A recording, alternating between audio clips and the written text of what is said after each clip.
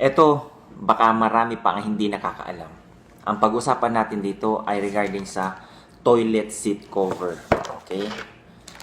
Kasi, sige nga tanong ko, ano ba ang purpose ng toilet seat cover? Kaya maraming nagiging, nagkakasakit dahil dito.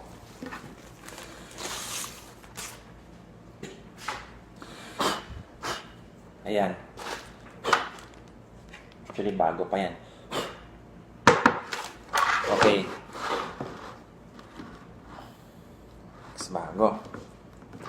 O, sige nga. Ano ang purpose ng toilet seat cover? Ito. Diba kadalasan iniisip nyo, for example, kahit kasi ito, may journals ng hospital contamination regarding sa pag-aaral nila kung paano nagta-transmit ito ng disease. 'Di ba minsan nasa isip nyo pag kayo ay nasa public urinal o public toilet, 'di ba? Minsan nilalagyan ng tissue, tapos kadalasan ito ang ginagawa mo. Paano ka ba mag-flush?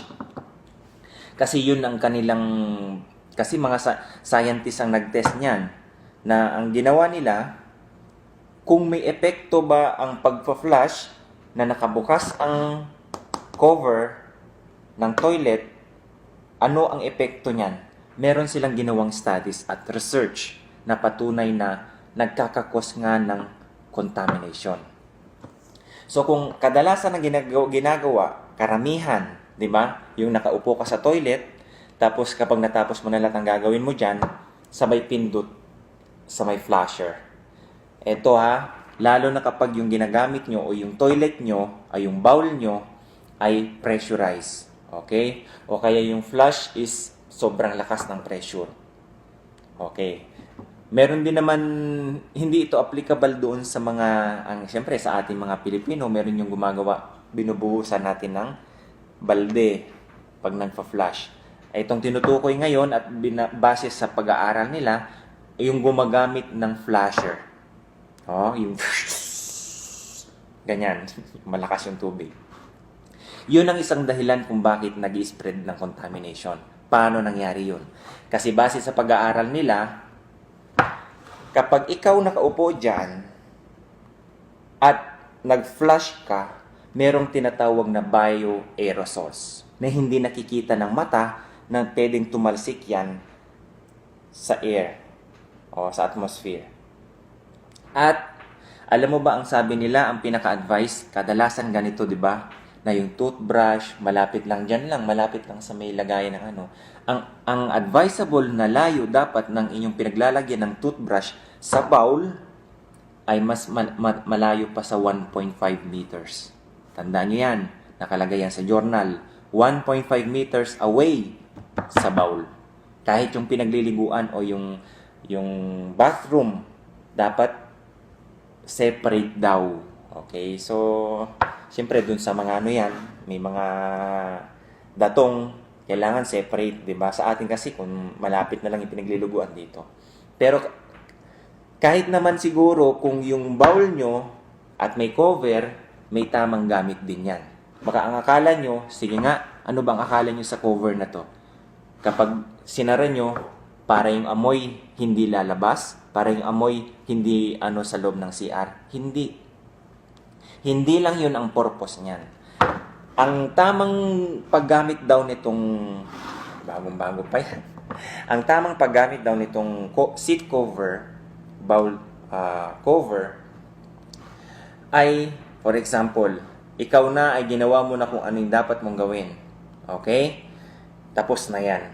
Bago ka mag-flush, kailangan mong isara muna. Saka mo i-flush. Para maiwasan yung mga microparticles na pwedeng tumalsik dyan sa bowl. Okay. Mataas yung percentage nakaka-transmit siya ng disease. Ginamitan nila ng UV. Totoo nga na nagsisalsikan ng maliliit na microparticles dyan galing sa bowl. Lalo na kapag yung tubig ay sobrang lakas pag nagpa-flush kayo. So ngayon alam mo na, ang tamang gamit ng seat cover sa bowl.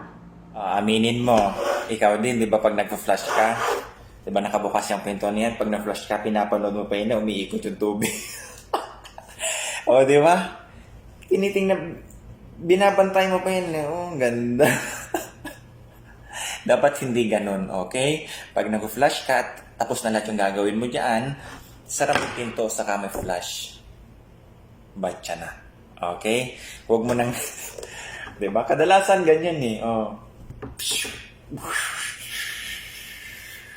Oh, diba? Pinapanood mo pa. Tinitingnan mo pa, ano kaya yung ano na yun, diba? Pag ikaw nasa public urinal o public toilets, ganun na lang gagawin mo. Sara mo, alis. Okay? Ngayon gusto ko lang i-disseminate kasi marami ang hindi nakakaalam. Baka, di ba sabi nila, yung kadalasan na pag, bakit ako nagkaroon ng UTI? Lalo na sa babae. Baka siguro nung nag-CR ako dun sa ano. Possible. Kasi kapag yung babae, di ba, syempre umupo yan sa bowl. Kadalasan, umupo dyan. Hindi mo naman alam kung ito ang malinis. Ang problema, kahit naman ito, di ba, ganyan yan. Kahit na malinis naman yung bowl mo, kung sa pag-flushing mo ay hindi rin tama, makakontaminate ka din. Okay? Gaya ng sabi ko, siyempre nakaupo ka dyan, minsan nga, cellphone ka pa, tapos, nag-flush ka. Yun, yung microparticles na pwedeng tumalsik at pumunta dyan sa iyong, iyong kimonoy.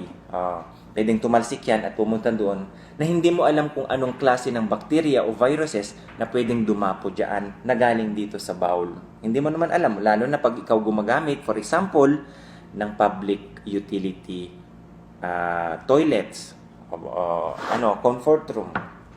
So, ngayon, at alam mo na kung anong purpose ng seat cover, kailangan daw, pag natapos mo lahat yung iyong mga gawain dyan, nakapag ka na lahat dyan, bago ka mag-flush, pakisara po ang pinto. Sabay, flashing. Oo, marami ang hindi nakakaalam niyan. Ang akala lang nila, yung seat cover, para hindi mag-leak yung amoy, para hindi sa ganun. Ang pinaka-purpose talaga ng seat cover ay para maiwasan ang pagtalsikan ng pwedeng maka-contaminate sa'yo na magbibigay ng sakit o disease sa'yo. Okay? So, ganun lang guys. Simple lang yan, pero marami ang hindi nakakaalam. So, ngayon, alam mo na. Okay? So, ganun lang yun, ha? At saka, yun yung sinasabi ko regarding sa paglalagay ng mga toothbrush, ganyan, kailangan malayo. Kahit napakalinis ng bowl mo, kung mali naman ang flushing mo, nag-i-spread ka pa rin ng organism sa atmosphere ng iyong bathroom. Okay? Sa inyong toilet. Okay? So guys, yun ang gusto ko lang i-ano sa inyo. So ito ilalagay ko sa amin kasi bago pa. Okay? So meron pa yung mga So guys, thank you for watching. So sa ngayon, alam mo na kung anong purpose ng iyong toilet seat cover. May purpose yan kung bakit nakalagay yan dyan. Hindi lang dahil sa para maano ang amoy. May talagang purpose yan. At yung purpose na yan ay yung sinabi ko ngayon. Base yan sa pag-aaral ng ating mga scientist. Scientist pa ang gumawa ng research dyan. Kasi karamihan, lalo na sa ospital, nagkakaroon ng contamination o spread ng disease na meron sa isa. For example, kung may epidemic na isang disease, bakit kumalat? Dahil yan. Minsan, dahil dito. Okay? So guys, thank you for watching. Sana may natutunan ka ngayong araw nito. Okay? Damais TV. Bye-bye!